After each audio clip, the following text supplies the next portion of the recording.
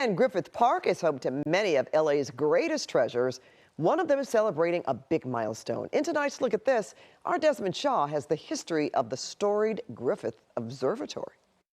Well, take a look at this incredible building. This, of course, is the Griffith Observatory, and it's been one of LA's most striking, recognizable, and most visited landmarks for generations. 90 years to be exact. We're visiting this LA icon on its birthday. It was dedicated on May 14th, 1935, and it all wouldn't have been possible without one of the biggest and most important land donations in LA history by Griffith J. Griffith. According to the LA Times, the industry and mining tycoon moved to LA in 1882, and he bought about 4,000 acres of what was then known as the Rancho Los Feliz. Then in 1896, he donated just over 3,000 acres of that land to the city, what he called a Christmas gift to LA.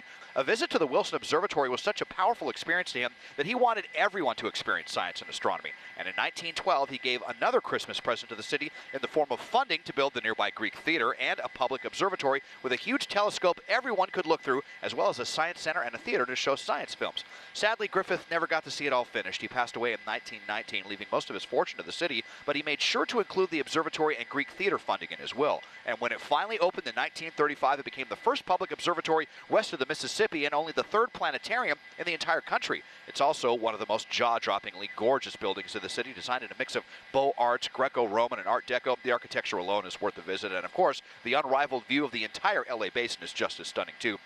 And today, it is the most visited public observatory on Earth. Their website says more than 70 million people have visited from its opening through 2002, so you know that number's a lot higher today. And some 9 million people have peered through the Zeiss refracting scope deep into the universe. One of the best things about all this is that the observatory's been committed to free admission ever since it opened. However, you do have to pay for parking, and there is a fee to visit the planetarium. But in my opinion, this is right up there with the Hollywood Bowl as a must-visit for any Angelino. An incredible part of the fabric of Los Angeles. Taking a look at a 90-year-old LA treasure from SkyCal, I'm Desmond Shaw.